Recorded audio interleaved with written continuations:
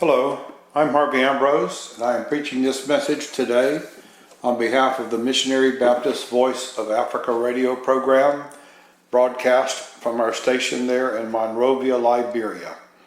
To all the listeners who receive the broadcast, I'd ask you to pray for me as I try to preach, and I thank you for listening. Today we continue, Lord willing, in our study of the book of Genesis. We are in chapter 32, and we'll begin reading in verse 13. Genesis 32:13.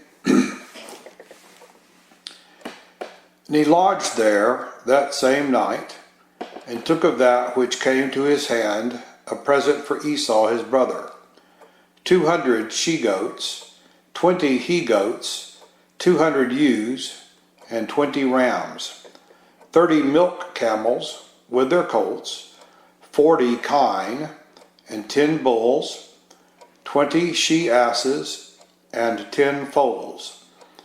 And he delivered them into the hands of his servants, every drove by themselves, and said unto his servants, Pass over before me, and put a space betwixt drove and drove.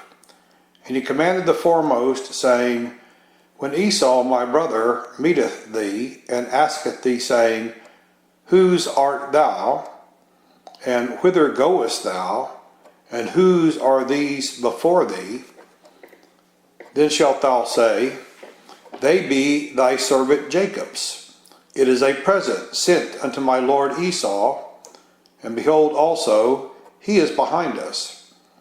And so commanded he the second and the third, and all that followed the droves, saying, On this manner shall ye speak unto Esau when you find him.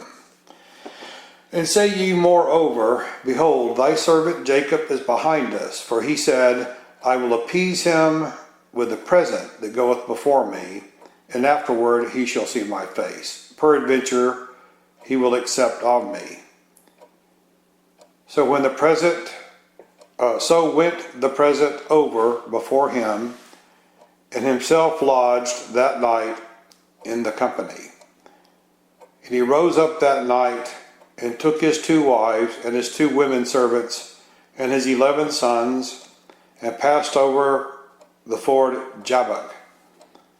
And he said to them, and sent them, and he took them, and sent them over the brook, and sent over that he had.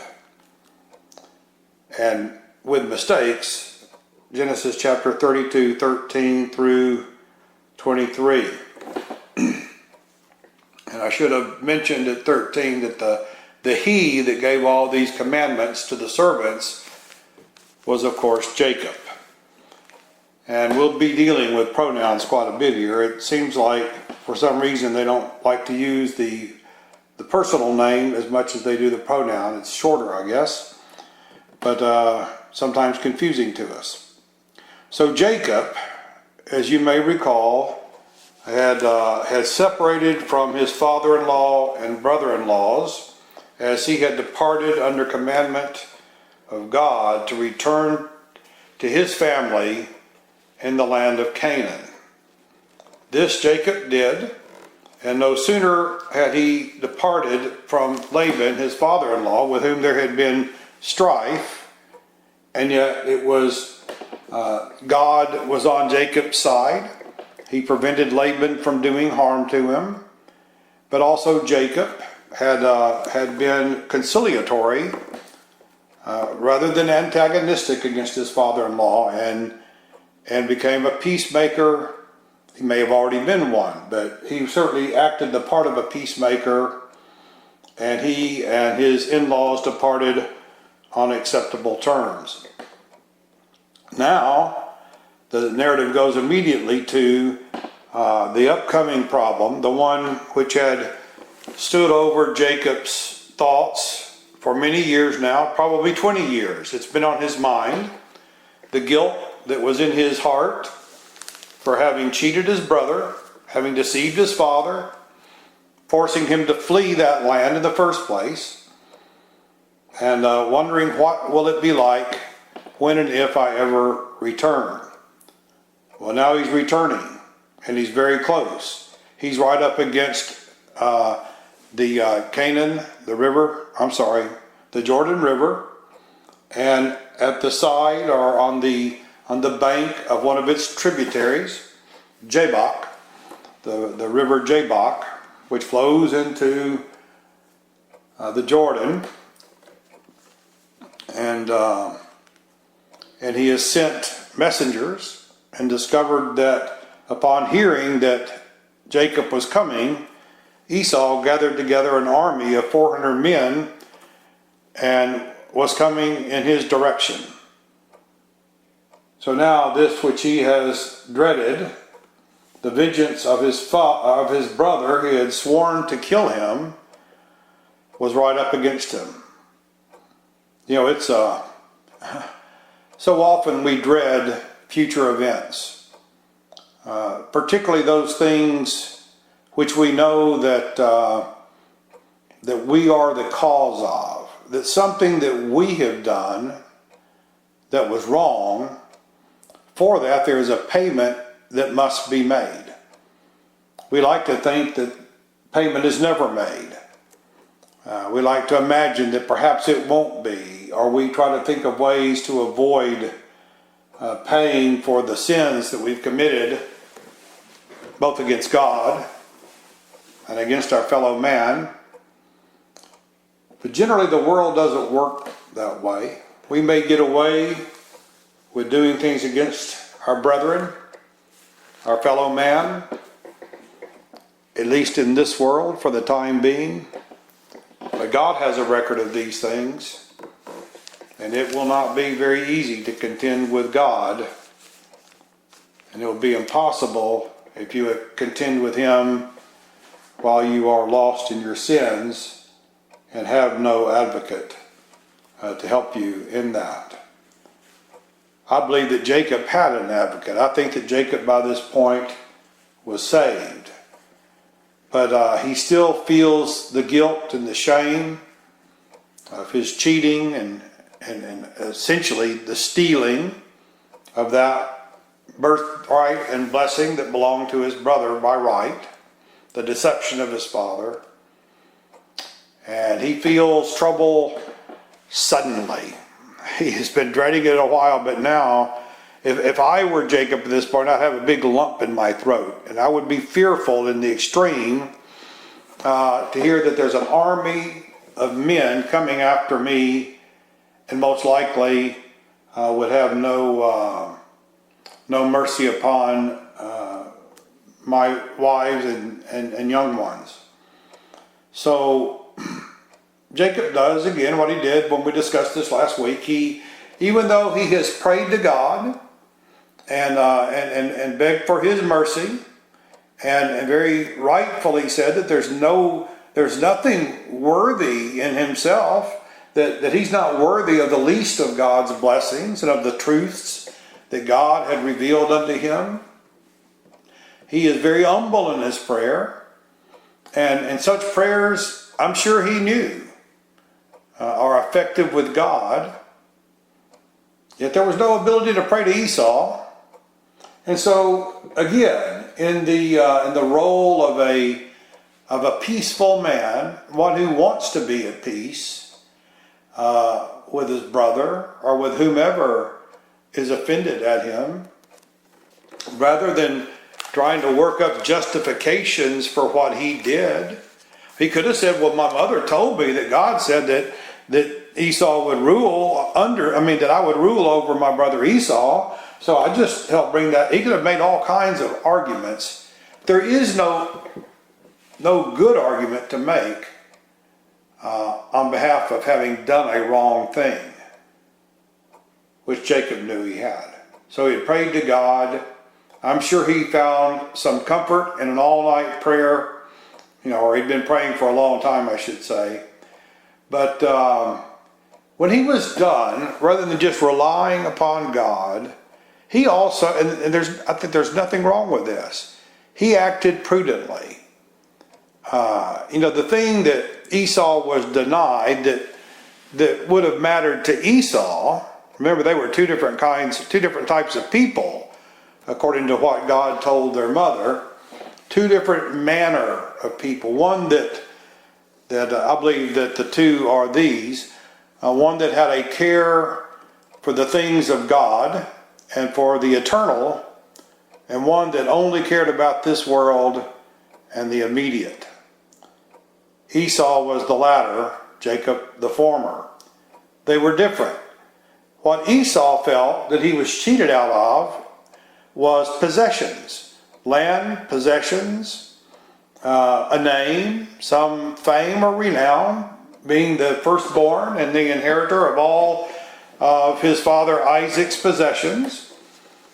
Well, Jacob, knowing his brother, knew that great gifts of possessions and a high degree of deference. In other words, he wanted to show Esau that despite Jacob's having obtained the blessing from Isaac, nevertheless, Jacob held his brother in high esteem.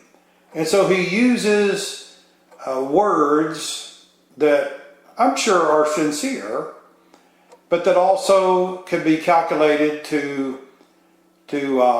soften Esau's heart towards himself, and at the same time to do it with presence, like the Lord's prospered me, like we knew He would if I received Isaac's blessing. But of that which He has prospered me, I'm giving you lots of it, because after all, I'm your younger brother. I'm your servant. Now, he wasn't his servant as far as God was concerned. But God has no problem with His own servants being willing to serve others of this world. And if Jacob was willing to be a servant to Esau, should Esau want him to be, there's nothing wrong with that. And he used that, or he thought that. I shouldn't say use. I think there might have been some calculation in his decision, but I think that there was probably more to it. I think he was ashamed. And I think he loved his family. I think he even loved Esau, even though they were so radically different from each other. He knew he had done wrong, and so he's trying to make amends. And I think we should commend him for that. Not that he needs our commendation, but in our own hearts we should recognize the righteousness of such a person who had all the favor of God and yet sought peaceable, reconciling with the people of this world. So he very wisely then sends 3 bands of people, I think it's 3, servants, driving great herds of animals, and he puts a separation, distance-wise, between each of them, and sends them towards Esau, who is coming with his 400 men. And as Esau encounters the first one, he sees all these animals out coming his way. And he's driving past the animal, and he sees a man that's doing the driving of the animals. He says, well, who are you? And why are you coming here with all these animals? See, it was inescapable that he'd see it, because, Jacob knew where he was, and he was sending him in that direction. And so the servant was instructed, Jacob's servant was instructed to say, oh, these here, all these animals, they have been sent by your servant, meaning Jacob, the servant of his brother Esau. Your servant, Jacob, has sent these animals with me to present them to you as a gift. Because of, it doesn't say what it may have said, I'd have to read it, but I don't think he mentions love. But regardless of the motivation, it's a great present. It's, when it's all said and done, it's many hundreds of animals, a great amount of wealth, and And so Esau, no doubt, feels better about his brother whom he knew to have stolen from him, robbed him and cheated him in some way of future blessings. Well, now he sees these blessings before his eyes have become his own. Jacob has labored for him. It was probably the last thing Esau expected. Oh, that today, in this world, nations at war with each other, rather than, and it's almost always the rulers of those nations that send them into war and that have brought about the antagonism between the nations, not so much the nation's regular inhabitants or citizens. We may be whipped up by politicians and other rulers to want to despise our adversaries in another nation. But by and large, we're put up to fighting with each other. And if our rulers were just wise enough to make peace, how much better would the world be than where we are now, where, if you follow news, I'm sure you understand that absent some help from God, we might find ourselves in a third world war, perhaps very soon. I hope we don't. We should pray that the Lord will give wisdom to our rulers to bring us back from the brink of destruction and put peace in the hearts of these rulers, a desire for peace, for the salvation of lives and property and the good things of life, such as we can have while we're in this world. Well, anyway, you can imagine, after having seen and received one such huge herd of animals as a gift from his brother, he continues towards his brother, Esau does, and lo and behold, here's another one. Also a gift. And here's another one. Also a gift. And then he lines up with him he sends finally, Jacob does, towards Esau, at the back of all the herds of animals, his own family. He divides them into two camps. And, with different wives, I guess, within each camp, and different children within each camp, and different servants within each camp. And they are behind all the animals. And finally, after having received riches from his brother, who calls himself his servant, Esau is like, well, maybe Jacob's not so bad after all. After all, he is giving me honor by considering himself to be my servant. And so he should be, I'm sure Esau thought. Because after all, I'm the elder. Well, maybe by a half a second he was elder, but he was elder. And there's just no denying it.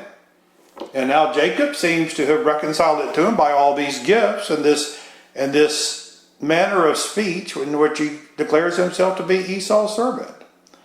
Well, why slay such a person who certainly comes with no animosity towards Esau, and with no apparent desire to take that which belongs to Esau from him? Obviously, having plenty of his own, why should Esau destroy his brother when he profits from his existence? I mean, that makes sense. And Jacob is a man of great common sense, and he's a man of peace, a plain man. He does not look forward to wars and fighting. He would rather avoid them. We need more like him in this world of bloodshed. Well, having read through that, we come to the point where, having done all that Jacob knows to do, he has sent already everything that he has: man, woman, child, animal, family, servants, everything all together, except he himself, he sends across the brook Jabbok, which feeds to the Jordan, in the direction of Esau. And he's left alone, it says in verse 24, and Jacob was left alone. And there he wrestled a man with him until the breaking of the day. And when he saw that he prevailed not against him, he touched the hollow of his thigh. And the hollow of Jacob's thigh was out of joint, as he wrestled with him. And he said, let me go, for the day breaketh. And he said, I will not let thee go, except thou bless me.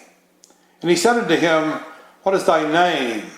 And he said, Jacob. And he said, thy name shall no more be called, or shall be called no more Jacob, but Israel. For as a prince hast thou power with God and with men, and hast prevailed. Jacob asked him and said, tell me, I pray thee, thy name. And he said, wherefore is it that thou dost ask after my name? And he blessed him there. And Jacob called the name of the place Peniel, for I have seen God face to face, and my life is preserved. And as he passed over Penuel, the sun rose upon him, and he halted upon his thigh. Therefore the children of Israel eat not of the sinew which shrank, which is upon the hollow of the thigh, unto this day, because he touched the hollow of Jacob's thigh in the sinew that shrank. Now, I don't know if I have time to go through this, but I'm going to try to. This is one of those truly pivotal verses, or monumental, if you would, in all of the Bible, because what it describes is something that seems so far away and disconnected to us here these, goodness, almost 4,000 years later, but yet not so, because it's real and critical and personal to this very moment that I am speaking to you. What this is discussing is how a man can deal with God and come out with what he needs. In other words, have power with God. And I want us to notice that when this man, as he's called, answers Jacob eventually, and he changes his name from Jacob, meaning supplanter, to Israel, meaning a prince with God. He says, because you have power with God. You have had power with God and with man. There's a big difference between having power with God and power with man and exercising power over God or over men or against God and against man. He doesn't say those things. He says with. Power with God. Power with men. Now, why do I say God? Well, the Bible does. You know, it said here, Jacob said, I have seen the face of God and lived. And also, he talks about a man came and wrestled with him all night. And yet the man himself says, you're a prince. You're Israel. It means power with God. That's what the word means, power with God. Well, if he was wrestling just a man, he would have just said power with man. But he said, you have power with God and with man. Well, now, who do we know that came down from heaven into this world and took upon himself flesh and became man? Who do we know but our Lord Jesus Christ is the only one that ever did that. Now, at this point, it does not say, it does say he wrestled with a man. A man came to him once he was alone there on the other side of, on the original side of Jabbok. He was left alone. There wrestled a man with him. It was at night. It doesn't say that God wrestled with him. It doesn't say an angel wrestled. It just said a man. But it's revealed that that man is God. Now, Christ had not come in the flesh, and he would not come in the flesh for nearly 2,000 more years. So, who is this? Well, we like to call, we've made a name for such appearances of God. It's called a Christophany, meaning it's an appearance of Christ in a visible physical form that predates his permanent taking upon himself human flesh. When Christ came into this world born of a virgin, born human, and yet also God, so that he is unique amongst all the sons of Adam, in so much that he has he is both God, since his father was God, and he is man, since his mother was human. He's the only one of that type, but he was not that yet, but yet he appears and has the ability to wrestle with Jacob. It is Christ, that's who it is, that Jacob wrestles with. Why is it important? Well, because when God saves, when he saves people, he does not do it collectively. He does not save nations of people. He does not save families of people, people of a certain blood type, people of a certain status or caste. There's no such things with him. According to the New Testament, it says in him there's neither Jew nor Greek. There's neither slave, bond nor free, slave or free, male or female. You could also add rich or poor. That he is no respecter of persons. And all people that come to him seeking his blessing of salvation must come to him alone. There may be people around you when you're saved, but they're not part of this experience in which you and God face off. Now, I don't mean to be flippant, but there is a difference between you and God. As you come into this world in a state of nature, unsaved, and you desire, while you're in this world, to receive the blessing of God, which is salvation, forgiveness of sins, and eternal life, a great gift. You want that blessing. Well, the only source of it is God himself. And if you cannot find it by your bloodline, or by your nationhood, or by your works, or by your wealth, or any such thing, but only from God directly,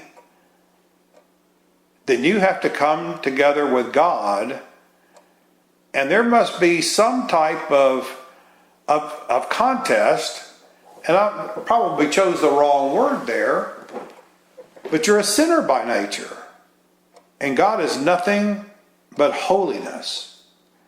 And for you and he to be reconciled to each other, there's some words need to be exchanged. And they're not exchanged. You can say them with your mouth. You can pray out loud. There's nothing wrong with that. But it's not with the mouth, that we believe. It says it's with the heart man believeth unto righteousness.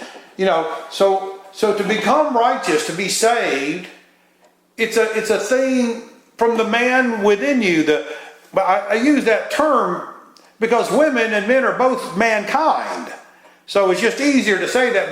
But with a person within you as a woman, I don't know that there's a woman within you or a man within you, because I don't know that we will be even divided in sex in the world to come. But the person the mankind person within you must individually encounter God. So your spirit and the Spirit of God must come together and communicate.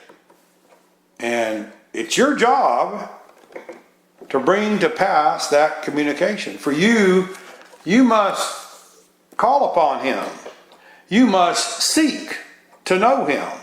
Just as Jacob wanted to know His name, I want to know more. But I need a blessing because I'm in trouble here. My brother is coming with 400 men. I've done all that I know to do, yet I don't know what He's going to do to me or what He's going to do to my family. And I need you. And I've seen the two hosts of angels that you've sent. And I trust that you've got all this in hand. And yet my heart is fearful. And yet I need to know. I need to know you, Lord. I need a blessing from you in my heart. Because you are the only source of true peace that a human can find. Oh, you may have temporary peace without the Lord. But true peace, a peace that passeth all understanding. It is not rational. It's a peace that settles upon the heart of a person who has encountered God intimately and come out of it alive on the other side with forgiveness of sins and life everlasting and a blessing which involves eternity. And you know it. This is what is going on. I'm not saying he got saved here. I think he was already saved. But he needs God right then because the world had gotten power over him. There was a lot of trouble here. And Jacob, he needed help. To calm his troubled heart, he needed help. Is it not that way? Even if that's listening to me, if you're saved, have you not from time to time, as I have, found the troubles in life to just almost overwhelm you, to where feel like you're just sinking down in the cares and troubles and terrors sometimes of life? Who among you, like I have lost a child to death? How did you deal with that? Where did you turn for comfort? Did you find comfort? I mean, I found comfort, but it didn't last permanently. I still have to go to the Lord all these years later for comfort. So whether it's coming to God in the first place to be saved, to be forgiven, or whether it's having been forgiven just to unload our heart to Him. When trouble gets to be too much in this world of sin and darkness, we still got to come to God. The good news is we can. He says, "He that cometh unto me," and of course, he says, "I will in no wise cast out." But that obviously means he that cometh to me, truly exactly like it comes to me. So many people think that they'll read a Bible verse and that means they've come to God. No. Or they go to church and they think that means they've gone to God. No. They think that they've done some good works and they've come to God. No. He says, "He that cometh to me." Now Jacob was there and calling for God in prayer, and God came. Jacob came, so God came. He says, "You draw nigh to me, then I'll draw nigh to you," is what God says. Jacob drew nigh in prayer, and God came as a man, and he expected, I'm sure Jacob did, a blessing because he needed one. And he asked for one before it was all over with. But what he got in the darkness was a man that picked a fight with him. For no reason, for nothing that we know of. Here comes some stranger in the dark where Jacob cannot see, and he wrestles physically with him all night long. Now, if I were Jacob, I would assume that it was Esau. Esau was out to get me. Esau is my older brother. Esau is strong and a hunter and a man of the world and probably powerful, and somehow he's gotten ahead of his army and he's going toe-to-toe with me tonight. So Jacob's wrestling with him. He's fighting him. He's not giving up. And God, I mean, this is just what the text says. God sees, it doesn't say God, but it says the man, who we found out later is God in a human form. God sees that he is not prevailing against Jacob. Now, how could God not prevail against a man, you might ask? The only way that he could is in so much that God has always given every person a freedom of, in a sense, will. I'm not going to say that there's just pure free will out there, because our will is usually a slave to our nature. But nevertheless, he's given us a freedom of action. We can do as we choose. Now, there's consequences to doing the wrong things. There's consequences to doing the right things. But one way or the other, we have the freedom to. He did not have to make us to where we could choose to obey or not. He could have made it to where Adam and Eve there was no tree for them to take the fruit from. He could have made it to where we could not sin. He could have made robots that did everything he wanted. A mountain's like a robot. A mountain, a rock, an ocean, the wind, all these things do exactly what God tells them. No argument. But he wanted something besides that. He wanted someone kind of like him. So he made man in his own image, someone with the freedom to choose one way or the other. So since he's given man freedom, that included Jacob. Jacob could submit or not. You know, he was wrestling with him, and he could have just said, I don't know who you are, but I'm not going to continue to fight anymore. Just do with me as you wish. But he did not do that. Jacob would not give up. And so the man, who is God, sees that he cannot prevail. In other words, Jacob's not going to stop. And what's happening is daylight's coming.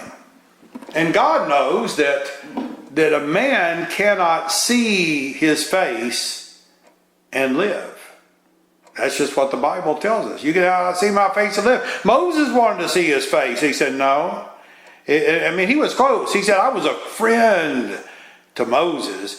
He's not like my other servants. I talked to him, but yet he said, we're like buddies. You know, we sit down and talk. But he told Moses, Moses wanted to see his glory. And he said, well, I'll show you my goodness, and you'll see the back of me, but you can't see my face. Well, God knew this when he was wrestling with Jacob. Light was coming. It's possible that Jacob could see him, and he didn't want Jacob to die. He wanted him to submit. Well, so then he touches. It doesn't say he hit hard, but he touches the hollow of Jacob's thigh. What that is the inside of the thigh up at the hip bone. It says, touched the hollow of his thigh, and the hollow of his thigh was out of joint. But in a sense, that's a breaking, because what it says is that the sinew of it shrunk. And if I understand that right, what he's talking about is the sciatica nerve and the tendon that's associated with it shrank away, or like it broke loose from the hip, so that it's not connected anymore. It made him lame for the rest of his life. It crippled him. Now, we don't normally go to God asking for that, do we? We don't say, Lord, would you please make me a cripple? will you please break me physically? Well, that's not what he was looking for, but that's what God gave him, because something had to happen if Jacob was to be spared. And Jacob wasn't listening. And even though he had wrestled with him all night, then all of a sudden, this man, if you will, touches it, just a touch, and he's broken right then and there. Suddenly Jacob knew, this is no man. No man could just touch the hollow of my thigh, set my hip out of joint, and cause me to become crippled. You would think Jacob would just say, okay, you win. I've had enough. We'll call this over. But he doesn't. Whereas he cannot strive with the man, with God, he can still hang on to him. In fact, that's all that he's got now, is just, all he can do is clutch him. Just hold him and be determined never to let him go until he gets what he wants. Now, friends, I'm just telling you, I don't know how, you can't just say that that's what you want when you go to God for salvation. But it must be what you want. You must want him. Ultimately, to be saved, you want the Lord himself. You want to know him. You want to know forgiveness of sins. You want to know salvation in your heart. You want to know everlasting life. Now, here in this world, life everlasting. Your body will decay, but your spirit will never die, according to Jesus. You want to live forever, starting now. And nothing will do. It doesn't matter. Possessions, health, family, anything. Compared to this one thing, nothing else matters. So Jacob holds him. He will not let him go. God says, let me go. The day breaks. Jacob surely knew what that meant once he knew it was God. But he says, no. I will not let you go, except you bless me. I've wrestled you all night long, and now I know who you are, and I need help. And I'll die here before I let you go. It doesn't say that, but that's what it means. And God said to Jacob, he says, what's your name? Well, of course, he knew his name, but he wanted Jacob to admit it. Supplanter, or Jacob, that's what it means. Yeah, I'm the cheat. I'm the supplanter. God says, no more. You're not Jacob anymore. You're Israel, a prince with God, because as a prince, you've had power with God and with men. Has he not had power with Esau? By the time Esau gets to him, Esau, instead of slaying him, I'm reading ahead, rushes up to Jacob and hugs him and holds on and kisses his neck and expresses his love to Jacob. All these preparations Jacob made so wisely and so mercifully, because he had legions of angels. But he did not want his brother to be killed by angels. He did not want his brother to suffer on that account. He had already suffered enough based upon what Jacob's done. Jacob wants reconciliation and peace with his brother, and he gets that. You've had power with men, and you've had power with God, like a prince. All people who have had such an encounter, personal encounter with God, and come out of it blessed by God, have had power with God.